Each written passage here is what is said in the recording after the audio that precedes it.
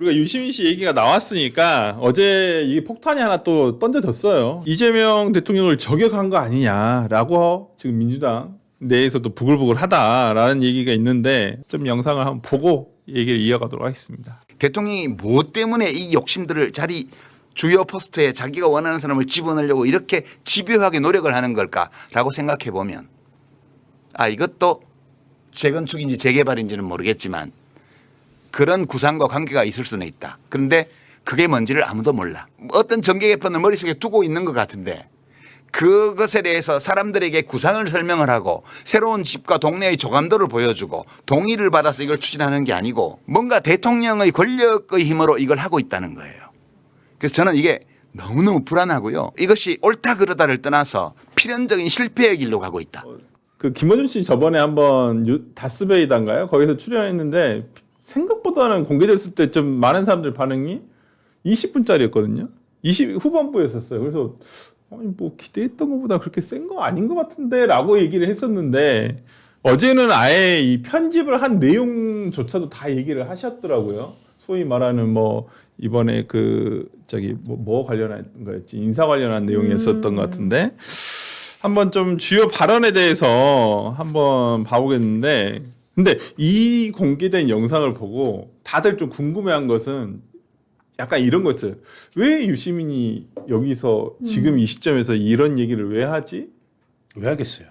왜 했을까요? 나도 좀 전당대회 때문이지 왜 하겠어요? 아니 근데 지금 어찌 보면 김어준 씨나 뭐 예를 들어서 뭐 조국 씨나 뭐 이런 분들은 약간 소위 말하는 우리가 문조 뭐 이런 멸칭에서 각각에 해당하는 분들이 살짝 뒤로 이제는 한 발짝 뒤로 빠지는 상황이거든요. 아니 그거는 네. 뭐 일각의 그런 관측일 뿐이고 네. 실제 뒤로 빠졌다는 게 증명이 된 게 없어요. 그리고 조국 씨는 영향을 미칠래야 미칠 방법도 없고 네. 김어준 씨가 뒤로 빠졌다는 거는 그냥 일부의 희망사항이고 네. 제가 보기엔 아니라고 보고요. 다만 김어준 씨는 플랫폼 사업자로서 네. 나중에 가서 뭐 이런저런 불공정 얘기를 들을 걸 또 한편으로는 우려해서 김민석 총리에게 해명의 기회를 한편으로는 주고 네. 그리고 그 나머지 인터뷰는 굉장히 검증이었어요. 김어준 굉장히 공격적인 검증이었어요. 그렇죠. 네. 김민석 총리를 네. 향해서. 네. 그리고 기본적인 생각이나 방향은 정청래 후보하고 생각을 같이 하는 거고 그렇죠.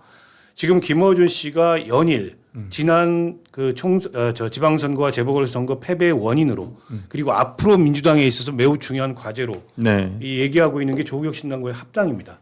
그걸 안 했기 때문에 졌고 앞으로도 그걸 안 하면 위험하다.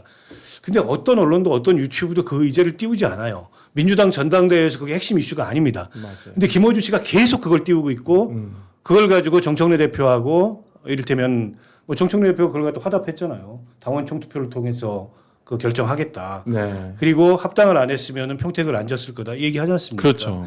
그 얘기는 그 미래 민주당의 권력 지형을 그려야 된다. 네. 이 생각에 있어서 김어준 씨하고 정청래 씨하고 유시민 씨하고 별로 의견의 차이가 없어요. 근데 같은 생각을 다른 방식으로 네. 자기들의 스타일대로 지금 표현을 하고 있는 거라고 보고 저는 어제 그 유시민 작가의 얘기의 종합적인 결론과 핵심은 네. 당원과 지지자들을 향해서 네. 이대로 앉아 있으면 안 된다. 네. 다 일어나서 결집해서 이번에 민주당 전당대회 결과를 바꿔야 된다. 이겁니다. 봉기를 들어라. 네, 봉합부를 올린 거예요. 그동안은 내가 말로 했는데 이제는 네. 말로 할 단계가 아닌 것 같다. 네. 일어나자 이 얘기를 한 거고 네. 그거 안 되면 이 당은 망하고 네. 정권도 망한다. 이 얘기 한 거예요.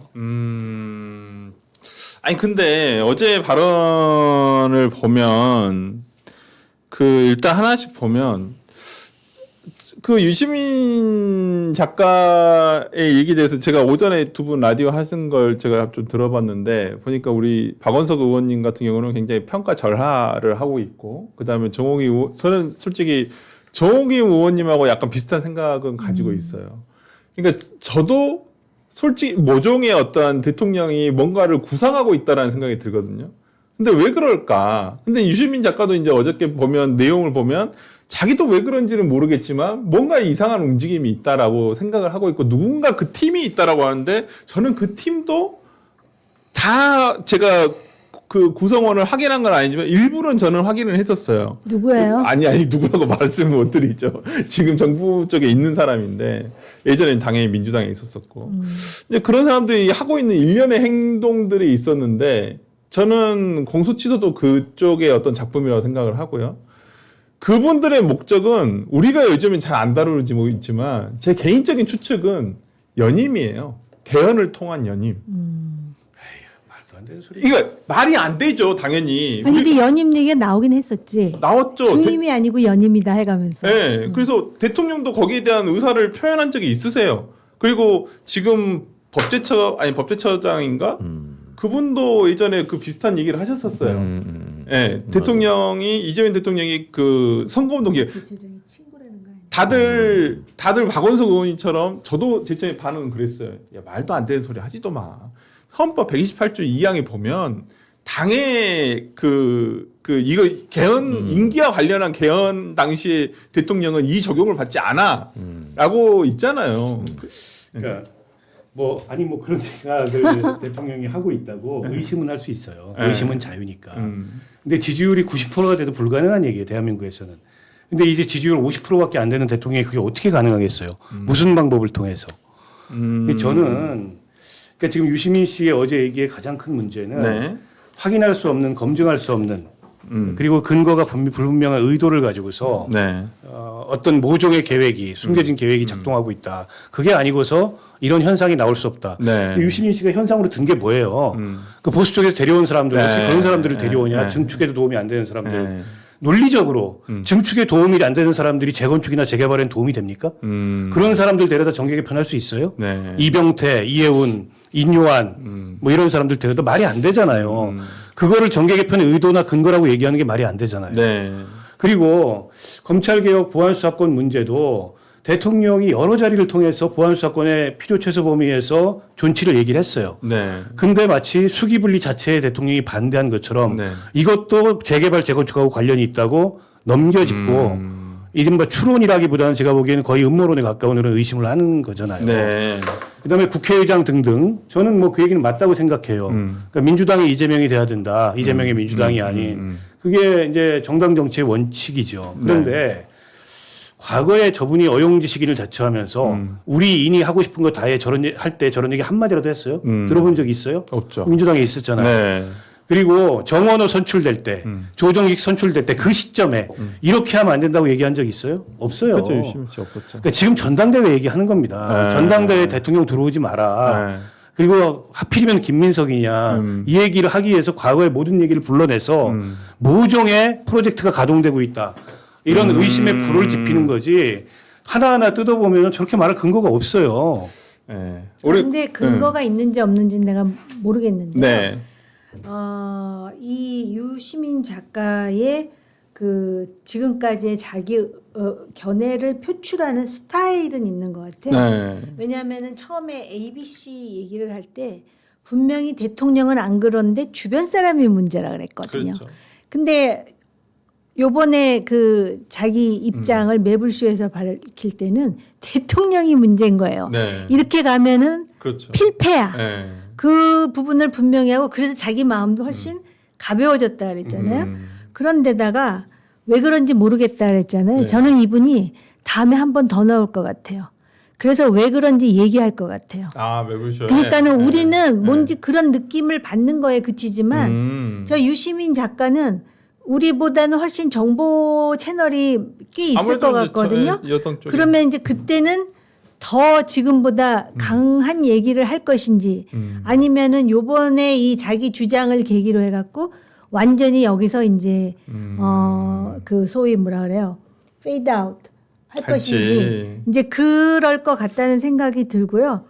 저는 그 소위 여기까지만 생각했어요. 본인의 사법 리스크 공소 취소. 네. 근데 아까 말씀하신 거를 들으면서 의원님이 그러셨잖아요. 90%가 돼도 개헌은 못한다고. 근데 역으로 말이에요. 20%대의 계엄을 선포한 대통령도 있더라고요. 우리가 그 상상이나 했어요? 네. 아니 헌수 대변인한테 한번 여쭤보고 싶어요. 이 어제 그 유시민 씨의 발언 전체적으로 어떤 느낌으로 들으셨는지와 어떤 부분이 가장 좀 꽂히시더라 이런 부분이 있으셨는지. 재개발 재건축 하지 말라는 거지 않습니까? 네. 근데 참 묘하게도 네. 민주당의 그 지역구 국회의원들도 네. 제일 싫어하는 게 재개발 재건축이에요. 왜 그러냐?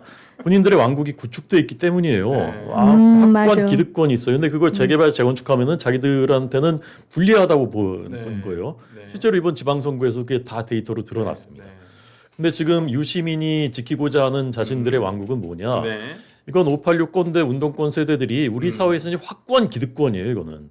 우리나라 모든 조직에 심지어 민간 대기업에서조차도 이분들이 기득권 딱 형성하고 있습니다. 민노총, 뭐 전교조 등등 다 마찬가지입니다. 자, 그런데 그거를 흔들려고 해? 그건 용납 못하지. 그대로 가야지라는 거예요.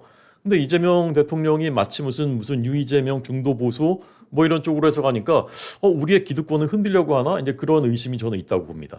그러니까 그거는 맞겠다라는 거예요. 네. 네가 뭔데 언제 이재명이 그 우리 민주당 그거였다고 네가 들어와서 우리를 다 뒤흔들려고 하냐? 네. 이제 이런 거거든요. 네. 자, 근데 그러면 이제 그 생각이 드는 거죠. 그럼 이재명 대통령은 옳은 길로 가고 있는 건가? 진짜 재개발 재건축해서 대한민국 사회를 그 기득권에서 해방시키려는 그 길로 가려고 하는 건가? 아니에요. 제가 볼 때 아닙니다. 이재명 대통령이 취임 이후에 그나마 중도 쪽으로 갔다라고 초기에 국민들이 평가하셨던 게 저는 크게 세 가지 정도라고 보는데 네. 첫째 한미관계. 생각보다 한미관계 좋게 가져가네. 네. 라는 게 이제 첫 번째였습니다. 그다음에 그 본인의 저기 재판이나 이런 것들도 뭐 그건 좀 낫더라. 뭐 이런 네. 식으로 처음엔 막 했었어요. 재판 중지법을 네, 반대했어요. 맞습니다. 네. 그다음에 이제 뭐 시장 코스피 뭐 좀 시장을 살리는 것 같은 뭐 이런 정도였어요. 근데 지금 와서 돌아보니까 다 원점이에요. 다 원점입니다. 한미 관계는 거의 문재인 때 수준으로 지금 네. 그 신뢰가 다 깨져 버렸고 네. 그다음에 코스피는 지금 거의 투전판처럼 됐지 않습니까? 네. 그다음에 뭐 그 공소 취소는 계속 또 이제 밀어붙이고 있고 국방 안보는 심각하게 지금 저해돼 있고 오늘도 사관학교 통합 결국 이제 발표를 해버렸던데 네. 방첩사령부 해체해버리고 그러니까 실제로는 중도로 가려는 마음이 없어요. 그냥 뭐냐? 저는 두 가지라고 봅니다. 네. 첫 번째가 아까 말씀드린 공소 취소 이건 내 문제니까 이거는 그 나의 직접적인 이익에 부합하니까 이거는 반드시 이뤄야 돼. 네. 라는 게 그 첫 번째예요. 그게 저는 지금 보안 수사권 그 문제로 나타나고 있다라고 보고 그 다음에 전 아까 이제 그 정 의원님 말씀하신 개헌을 통한 임기 연장. 아니 내가 얘기한 건 아니에요. 네네네. 제가 얘기했어요. 예, 예. 갖고 오신 거지. 예, 그거를 들으면서 그것도 같은 맥락일 수 있겠다. 대통령 입장에서는 생각해 볼 수 있는 옵션인 거죠. 네. 그게 실제로 될지 안 될지는 모르겠지만 결국 그 맥이 다 있는 거예요. 나의 이익은 지켜야 돼. 제일 큰 이익은 뭐냐? 그건 감옥 안 가는 거예요. 네. 그건 제 워딩으로 한 게 아니라 대통령께서 얼마 전에 외신 월스트리트 맞아. 저널이었나요? 어디하고 하시면서 대한민국 대통령들은 이코노미스트 임기 후에 그 감옥 가는 일이 되게 많았는데 확률상으로 볼 때 나도 해당될 수 있다. 이렇게 말씀하셨잖아요. 본인의 마음속을 털어놓은 거거든요. 네. 저는 그 맥락으로 이제 연결이 되는 것이라고 보고 그래서 그 지금 양파의 싸움은 이거는 국민의 이익과는 아무 관계가 없어요. 자기들끼리의 밥그릇 싸움이고 어느 쪽으로 가든지 우리 국가의 이익과는 반대되는 방향으로 간 거다라고 저는 봅니다. 이게 되게 재밌는 현상이 있어요. 지금 네. 보니까. 네. 그러니까 이제 두 분이 지적하시는 거나 혹은 의심을 하시는 거나 유시민 씨가 얘기하는 게 비슷해요.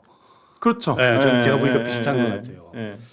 유시민 씨는 한번 자기를 잘 돌아봐야 되겠다 이런 생각이 들고요. 네. 그러니까 저는 정책에 대한 평가 얼마든지 할 수 있다고 네. 생각합니다. 네. 맞습니다. 그리고 정책에 대해서는 뭐 진보 보수 또 서로 다른 이념 정책 지향이 있기 때문에 얼마든지 논쟁을 할 수 있다고 생각해요. 그건 같은 진영 내에서는 마찬가지예요. 네. 근데 어제 유시민 그 작가가 한 게 대통령의 국정 운영 방향이나 정책 방향에 대한 비판인가? 저는 그게 아닌 것 같아요. 아니죠. 이를테면 국정 운영이나 정책 방향에 대한 비판을 한다면 경제 정책이 됐든 네. 민생 정책이 됐든 네. 외교 안보 정책이 됐든 저만 해도 지적하고 싶은 내용들이 굉장히 많아요.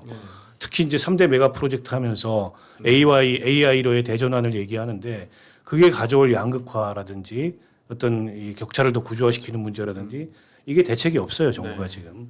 근데 이제 한쪽 면만으로 정책을 추진하는 거죠. 근데 이런 거에 대한 비판이라면 얼마든지 토론의 영역이에요. 근데 그게 아니고 대통령이 뭔가 다른 생각을 한다. 근데 그 다른 생각이라는 게 기존의 질서, 기존의 이제 민주당 내부 질서라는 게 있지 않습니까? 네. 혹은 지금 그 진영의 질서라는 게 있지 않습니까? 거기서 이탈해서 뭔가 자신만의 새로운 어떤 질서를 구축하려는 그런 시도를 하고 있다. 근데 이걸 의심하는 것 같아요. 근데 할 수도 근데 첫 번째로 그게 하면 안 되냐? 제 질문이 그거예요. 네. 그리고 두 번째로 뭐가 그렇게 쥐뿔나게 새로운 질서를 시도한 거냐? 근거가 뭐냐? 근데 근거로 드는 게 그 4명. 그 뭐 이병태 등등 데려온 거. 그다음에 보안 수사권에 지금 소극적인 거. 네. 그리고 뭐 조정식 의장 뭐 등등에서 자기 사람 박으려고 한 거. 아니 역대 어느 대통령 중에 그런 주요 의사결정 구조의 당대표가 됐든 명시적으로든 아니면 묵시적으로든 자기가 바라는 사람이 되기 위해서 시도하거나 노력하지 않은 대통령이 어디 있어요. 노무현 대통령이 거의 유일했어요. 그분이 당정분리 이걸 선언하고 이 당으로부터 권력을 놔버렸기 때문에. 그때 이후로 지금의 당 형태가 이루어진 거죠. 근데 그게 꼭 좋은 결과만 가져오지 않았어요. 노무현 대통령 그것 때문에 탄핵됐어요. 네, 네. 사실은. 네. 저는 그 그렇게 보고. 열린우리당 창당하게 노무현 대통령이 창당한 거 아닙니까? 맞아요. 아니 그렇긴 하죠. 그렇긴 한데 그거 안 되니까 한 거예요. 근데 도저히 안 유시민 씨가 되겠으니까. 그때 가장 맞아. 근데 본인이 그때 그 앞장섰어요. 재건축에 성공에 앞장서. 있었어요. 열린우리당 창당할 때 철거반이었어요. 네. 근데 지금 와가지고 이제 촉법 뭐 용역 이거 비난하는 것도 제가 보기에는 좀 웃기다고 생각하고. 그러니까 저거는 정책 비판이 아니에요.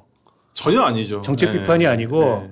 대통령이 뭔가 그 기존의 민주당 질서를 넘어서 새로운 질서를 구축하려고 하는데 우리 중심의 질서 이외에는 도저히 받아들일 수 없어. 이 주장을 하는 거예요. 뭐 그럴 수 있다고 봅니다. 네. 근데 유시민 씨가 여권 정치의 결과를 책임질 수 있는 위치에 있는 사람이냐 혹은 책임지려고 하는 사람이냐 아니에요. 이 사람은 책임질 수 있는 위치에 있지도 않고 당원도 아니고 공직자도 아니고 그럴 생각도 없어요. 네. 그런데 김어준도 유시민도 정치의 결과를 책임지지 않을 자들이 왜 정치의 결과를 좌우하려고 하느냐. 제가 문제 제기하는 핵심은 이겁니다. 아. 그게 저는 비정상이라는 거예요. 때문에 비평은 비평의 영역에 그쳐야지 비평으로 정치를 흔들라 그러면 안 돼요. 근데 유시민 씨 지금 흔들려고 흔들려고 하는 거지 않습니까? 네. 내가 싸우겠다는 얘기는 안 하지만 떨쳐 일어나라고 주장하는 거잖아요. 그렇죠. 그렇죠. 그래서 전당대회 결과를 바꾸자고 주장하는 거지 않습니까? 저는 이번에 유시민도 김어준도 공식적 참전을 해야 된다고 생각합니다. 차라리 평가를 받아라. 저는 그 캠프에 아예 뭐를 맡으면 좋겠어요. 아. 그래가지고 깨지면 그때는 입 닫아라. 네. 저는 그렇게 생각해요. 그게 정당한 거 아니에요? 네. 제가 떨쳐- 아까 예. 호준석 대변인 말씀에 공감하면서 한 가지 사족을 달자면 초기에 왜 재판정지법에 대해서 민주당이 추진하려고 그럴 때 그런 거에 대해서 마치 또 거리를 두는 것처럼 했잖아요. 재판정지법으로는 만족스럽지 못한 거예요. 재판만 정지되니까 본인은 공소 취소를 원했던 게 네. 아닐까 그런 생각이 들고요. 지금 그 유시민 작가가 답해야 될 부분이 하나 있는 것 네. 같아요. 그게 뭐냐면은 그 조국 전 대표를 지지했었잖아요. 지난번에. 그렇죠. 네. 근데 조국은 그럼 무엇이 다른지에 대해서 본인이 설명할 수 있어야 돼요. 조국은 B가 아니라는 것에 대해서 설명할 수 있어야 돼요. 근데 많은 국민들은 조국하면 생각나는 게 아마 그 자식의 어떤 입시 비리에서부터 시작해서 네. 상당히 말은 A처럼 했는데 B의 인생이 그 계속 이어진 것에 대한 비판이 민주당 정권도 흔들었잖아요. 네. 조국 사태라는 이름으로. 그다음에 지금은 또 뭘 답해야 되냐면 왜 정청래 대표래야 그 정통성이 유지된다라는 것인지 이미 정청래의 정체성에 대해서 많은 사람들이 지금 이야기를 하지 않았습니까? 네. 과거에 노무현 네. 정부 때부터. 그러니까 이런 거에 대해서 본인이 일관성 있는 본인의 관을 피력하지 않는다면 그럼 네 주장은 또 이게 틀렸다고 본인이 폄훼하는 그 촉탁과 그다음에 누구야? 그 용역에 네. 의해서 엄청난 비난을 감수해야 될 것 같다는 생각이 들어요. 네, 그 답을 제가 드리면 네. 유시민의 빙의에서 핏줄은 설명이 필요 없는 겁니다. 네, 혈통은 설명이 필요 없는 거예요. 이재명의 혈통이 아니에요. 아니 그러니까 정청래도 조국은 핏줄입니다. 아니 근데 정청래가 그러면 핏줄도 여러 핏줄 김민석에 있잖아요. 비해서는 핏줄인 거죠. 그것입니다. 지금 저 유시민 씨가 주장하고 있는 게. 근데 김민석은 DJ의 핏줄이라고 얘기할지도 모르지. 자기를 그 상관없어요. 왜냐하면 반 DJ였습니다. 그렇지. 유시민 작가는 반 DJ였잖아. 그러니까 상관없는 거예요. DJ 파들 입장에서는 유시민과 이런 사람들이 핏줄이 아닌 거지. 아니, 박지원 의원이 그걸 정확히 지적하셨잖아요. 그렇죠, 5년 동안 DJ를 괴롭혔다. 네. 이제 적당히 해라. 네. 라고 유시민 씨한테 직격했잖아요. 네. 박지원 의원은 그래서 결국 영어의 몸도 되지 않았었어요. 노무현 정부 그렇죠. 들어서면서. 북한 대북 송금 송금 사건에 아니 물론 이제 본인은 그 부분은 아니라고 얘기하시는데 정확하게 얘기하면 뇌물하고 대북 송금 관련한 이 부분이 있는데 영어의 몸이었던 건 사실이잖아요. 그건 사실이죠. 예, 그 본인은 대법원에서 무죄 받고 나왔다고 하는데 다른 부분인 걸로 알고 있습니다. 그 저는 지난번까지 ABC론 얘기할 때만 해도 대통령 주변을 탓했어요. 아까 의원님 말씀하신 듯이. 네. 근데 이제는 대통령과 정확히 선을 긋습니다. 그러면서 돌아올 수 없겠구나. 그렇게 생각하니까 마음이 편하다. 이제는 우리 각자가 어떻게 해야 될지 생각하자라는 게 유시민 씨의 어제 얘기였어요. 네. 그 사이에 어떤 변화가 있었냐? 조국이 낙선한 겁니다. 조국 혁신당하고 합당을 안 한 거예요. 그리고 정청래가 안 될 것 같아요. 이거는 미래 권력 지원과 관련된 문제예요. 그렇죠. 이거는 이 사람들 입장에서 엄청난 위기예요. 왜냐하면 자기 생각하는 진영의 균열입니다. 그리고 진영이 유지가 안 되고 진영이 깨질 수가 있는 거예요. 근데 이 모든 책임이 결과적으로 따지고 들어가 보니까는 결국엔 대통령한테 있다. 이제는 그걸 갖다가 정직하게 인정하고 얘기하고 대책을 찾자 이거예요. 아 그러니까 저는 저 유시민 씨가 저렇게까지 네. 지난번에 다스베이다에 이어서 한 발 더 나간 거잖아요. 네, 그렇죠. 이 위기감의 실체가 뭐냐? 조국이 낙선한 거예요. 그러면 지난번 조국 대표의 어떤 낙선의 큰 원인을 김용남을 공천한 명픽으로 공천한 대통령이 문제다. 정청래 의원이 비슷한 얘기 하지 않았어요? 공천을 안 했어야 되는 거 아닌지. 그럼 이렇게 정청래 대표 그걸 밝혀야죠. 자기는 원래 공천하기 싫었는데 누가 공천하러 자기가 당대표로 전략 공천을 해놓고 그러니까 무슨 유체 이탈 같은 얘기. 아니 그랬는데 송영길 의원이 대통령을 그 문제에 대해서 문제 제기를 하면서 네. 대통령을 깔보고 있다고. 그럼 결국 명픽이란 얘기를 그냥 한 거잖아요. 어떤 지금 면에서. 정청래 대표가 김어준 씨하고 인터뷰하면서 여러 가지 복선을 깔았어요. 네. 그 얘기도 했고 네. 공천하지 말았어야 된다. 네. 내지는 합당이 안 돼서 패배했다 그렇지. 이 얘기도 했고 네. 강북구 그 네. 홍익표 만날 때 자기도 있었다. 네. 는 걸 인정하면서 무슨 얘기를 했는지는 얘기할 수 없다. 음. 뭐 무덤까지 가져가겠다. 그 얘기는 사실 대통령도 다 이 합당 문제에 대해서 오케이 했고 승인했는데 결국엔 김민석이 틀어서 이렇게 됐다 이 얘기를 하고 싶은 거잖아요. 그 얘기잖아. 그걸 흘린 거 아닙니까? 네.